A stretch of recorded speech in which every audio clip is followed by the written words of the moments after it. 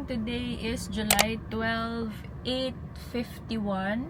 So, meron akong doctor's appointment at 9 a.m. Medyo kinakabahan ako dito sa appointment ko na to kasi magkakaroon ako ng screening. So, between 9 to 9:30 dapat ako dumating. So, 8:52 na. Hindi naman ako late. So, yeah, explain ko na lang later.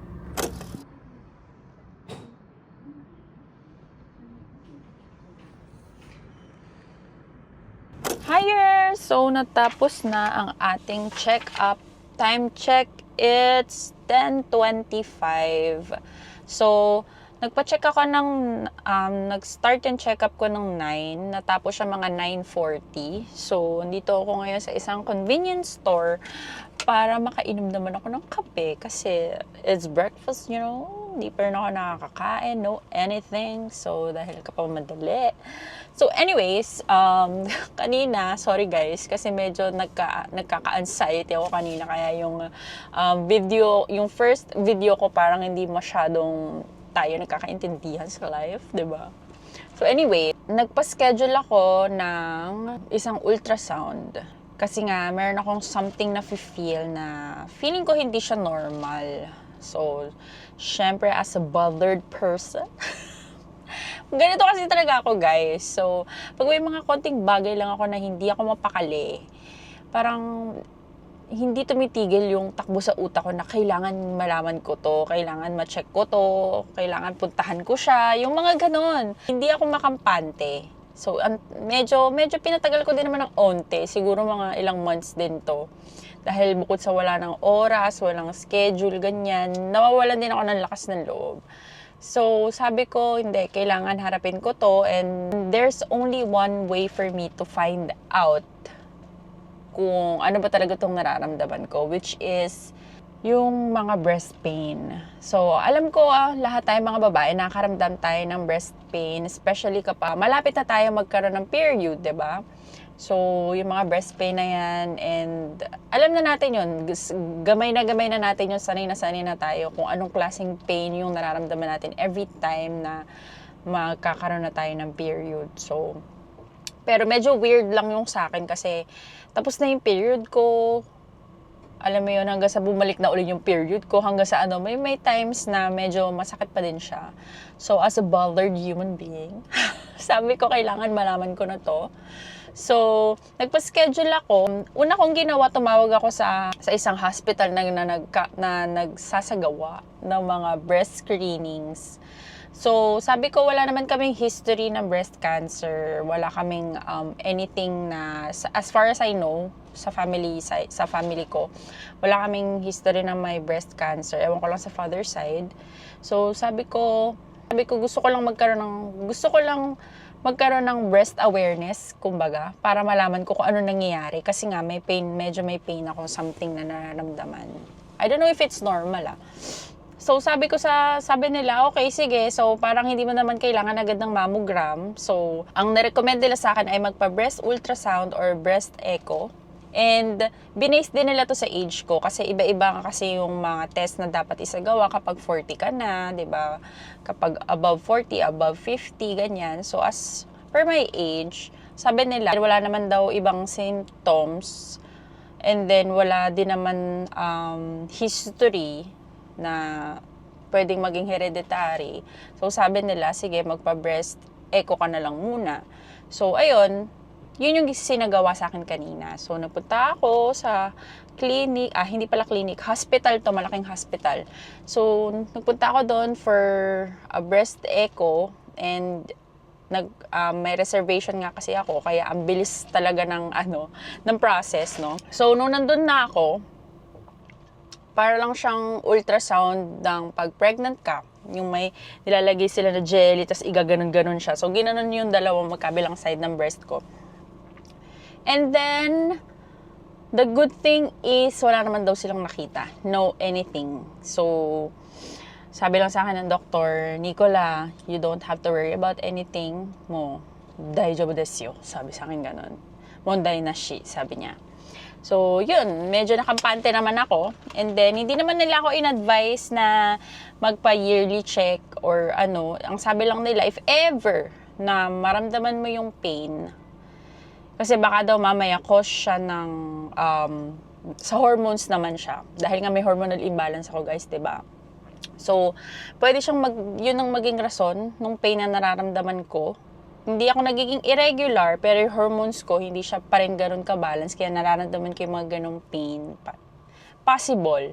So, anyways, ang sabi nga sa akin, hindi naman daw nila ako nire-require na magpa-yearly check. Ang sabi lang nila sa akin, if ever yung pain, mas tumindi.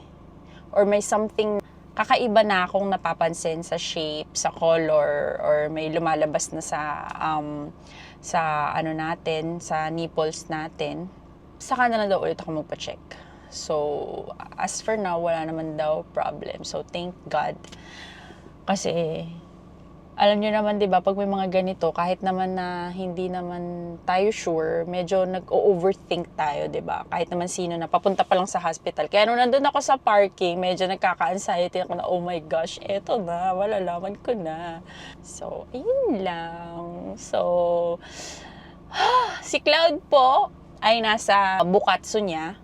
So, 10:30 na, si Cloud nasa Bukatsu. Ang asawa ko, di ko alam kung nasan lupalop siya, kung umuwi ba siya sa kabilang bahay o ano. So, medyo nakahinga-hinga na ako ng maluwag kasi nga, natapos na ang aking pag-alala.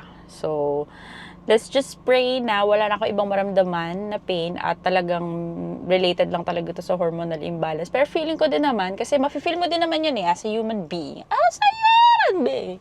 So, mafe-feel mo naman siya kung kakaiba ba yung pain. So, or masyado lang siguro ako nag-overthink talaga. Na bakit ganito parang hindi nawawala masyado or baka lumalaki lang yung yoga ako. Char! Feeling ko! Baka isa na itong senyales na kailangan ko na pumasok sa Viva Max. Char! Ano pa Viva Max si ating? So anyways, so, ayun lang guys. Let's get on with our day. So, syempre, parang pamilya ko na rin kayo. So, sumama na kayo sa aming ganap today. So, yeah, uwi muna ako and then we'll see what will happen next. Sorry guys, nakalimutan ko palang i-share. Kung nandito kayo sa Japan and curious kayo kung magkano yung binayaran ko for the breast echo, 3,850 yen. Ayan. Guys, so ayun yung binayaran ko, no? And sa malaking hospital na to. So, ang pagkakaalam ko, yung mammogram or yung ibang mga test ay naghahalaga siya ng 5,000 yen. Pero itong ultrasound ay nasa 3,850 yen nga, no? And, syempre, kailangan ng reservation. Usually naman, alam nyo na yan, guys. Dito nakatira mga, kung nandito kayo sa Japan. So, alam nyo na yan na kailangan ng reservation talaga pagdating sa mga ganitong test. And, yeah, ayun lang. So, advice ko lang pala din sa mga viewers natin na mga babae na mahalaga na magkaroon po tayo ng mga ganitong checks sa katawan natin, screenings, ganyan, mga cancer screenings sa breast, sa cervical, sa ovary, ganyan. So, the best po yan, lalo na nasa 30s, just like me, nasa 30s na, mahalaga po na maging aware tayo sa nangyayari sa loob ng katawan natin, 'di ba? Kasi syempre, 'di ba, health is wealth, guys. So, iba yung feeling kapag kaalam mo kung ano yung nangyayari sa loob ng katawan mo. So, ang galing ko mag-advise, 'di ba? Akala mo naman, hindi yun. So, basta ganun. Anyways, hindi naman ako perfect. May mga bagay din ako na hindi pinapacheck, no? Pero yung mga ganitong bagay, lalo bilang babae, maganda magpa-check. So, paglaanan po natin ng oras. And every year, hindi naman masama na mag-ipon para malaman mo kung ano nangyayari sa cervix mo, kung ano yung nangyayari sa ovaries mo, di ba? Sa abdo mo dyan. So, yeah. So, alam nyo na yun, guys. Gets yun na ako. Sige na. I'll get going. So, sige na guys, uwi muna ako and then chika na tayo later.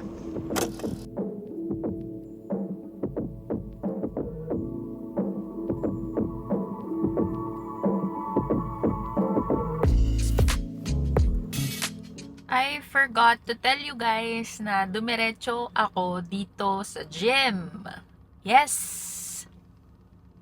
Pero hindi para mag-gym or magpa-member, kung hindi para magpa-cancel ng membership. Yes, guys. Ang tagal ko ng member ng gym na to. And siguro napakadalang ko lang pumunta. Siguro makakabuo ako ng isang 3 months straight and then 8 months or 10 months na ulit akong hindi magpapakita. And it's been really a waste to pay that amount of price monthly tapos hindi naman ako nagpupunta, 'di ba? So kailangan na rin natin mag-declutter ng mga subscriptions, memberships na hindi naman natin nagagamit.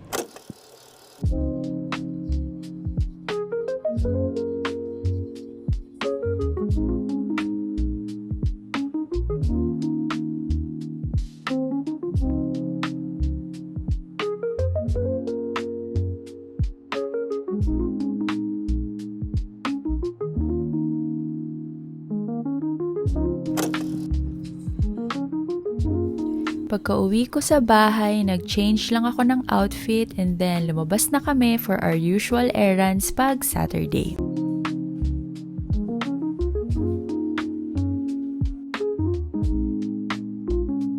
Kita ko yung outfit ko later.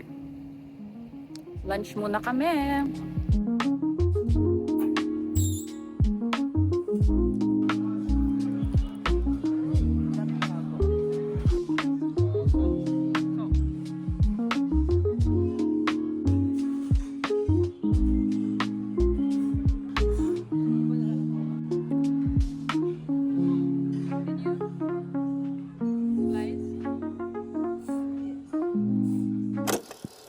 As you can see, guys, I just unboxed my Instago 3S and tested it, transferring it now sa phone. Mukhang mabilis naman siya, pero the point is ang init na niya, and I'm using 4K 24 FPS, so ang bilis niya uminit. Yung ito, ang init na niya. I don't know. 1 minute lang yung video ko na yun, ha. Paano pag tumagal pa? Baka mahampas kita dyan. Ay, sorry. Hi. Camera testing. This is the camera. First shoot at Insta360 Go 3S. Yes! Anong sabi sa'yo ni Ninang? Ano sabi sa'yo? Hindi daw bad word yung timang. So sinabi ko sa harapan ni Mamo, pinitik yung uso ko. Pinitik yung gusto mo. Ang pakasama ni Ninang. So tadyak ako. Nakatadyak ako yung mukha mo. Nakabisi. Pinagalitan ka kasi sabi, okay lang daw yung word na timang. Sinabi ko. Timang ng timang kasi sinasabi ko. Bakit ba yung timang? Sabi niya. Hindi, ano ka ba? Gumanon pa siya. Wow. Ano ka ba? Gumanon pa siya. Sabi ko. Paano pagkakasabi? Ano ka ba? Wow, may talagang ano eh. Sabi niya, Yung ano ka ba? decidido talaga siya. Oo, 100 sure na sure. Sabi niya, ano ka ba? Hindi. Tapos sinabi ko kay Mamo. Nakaraan dito si Ilan Mamo. taong ka niyan? Mga 6. 6, 7, ganun. Si Mamo nasa table. Di ba, syempre table, 3 upuan. Wala si Papo nun. Si Ninang, siya nasa pinakagitna. Ako dito. Akala ko magkarinig ko, si Ninang, ano sinasapian. Ano ba yun? Tapos, Magkatapat kami ni Mamo. So, dito si Ninang. Tapos sinabi ko, Ninang timang. Kumanon ako, sabi ni Mamo, ayos mo yung bibig mo. Sabi ko. Tapos sabi ni Ninang, natatawa si Ninang. Pumunta kami pareha sa kwarto. Tawa siya ng tawa. Sabi ko, sabi mo hindi bad yun. Sabi niya, wala na akong alam dyan. nagmaang-maangan na Yung siya. inirapan niya ako, doon ako nabwisit sa inirapan niya ako. Siya pa yung galit. Siya pa yung galit. Ako gusto mong bilis sa umorder. Pakatagal naman ito, kulay lang, boy. Maghahanap pa yan ng iba. Huwag ka. Walang karamatan. Titingin Alam mo na bakit? Bakit? Yung iba kasi made in China na, mabilis masira, maganda lang yung design. Chinese nga ako, ching-chal lang, ching-chal. Chinese dragon ako eh. Bilis na. Ay, maganda din to. Hindi nga siya maganda. Maganda na yung may hawakan. Ba't ikaw nagde-design? Di ba habang naglalakad ka, hawakan mo siyang ganun? Oo. Oh, dali na. Ito na parang may baril yung... Diyan ako iinom sa gilid. Parang pang army na to, wag mo naman. Kasi kung ano, di yun na lang din yun na palagi mo dinadala. Lagi na lang kasi ako may black. Yung thermos ko yung black, gusto ko na may iba white. Alam mo bakit? Dumihin ka kasi. Huwag kang feeling na ano. Ako mismo dumihin? Yung mga gamit na dudumihan sa'yo. Baboy. May electric pang palilipad. Baboy talaga. Kainis. Bilisan mo na. Naisip ko kung green or white. Ay. Ano yan? Massage ng gilagid. Bigla na lang siya massage. Yak! Uy! Uy, naku, pamoy talaga nito.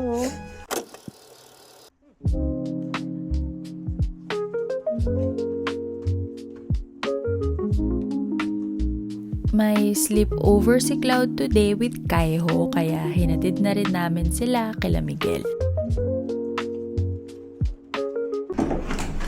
Konnichiwa! Konnichiwa. Konnichiwa din sa konbanwa.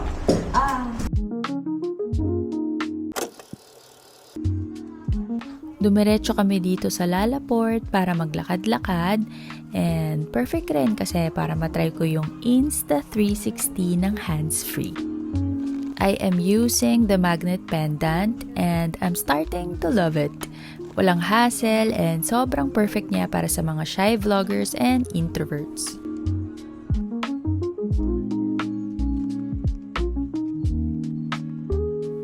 Dumaan na rin kami dito sa Daiso and nakita namin tong chair na to. Sobrang cute. Kaya binili na namin kasi pupunta ulit sa bahay sila ate sa summer vacation. So, may sarili ng upuan si Alohi. For sure, matutuwa yun.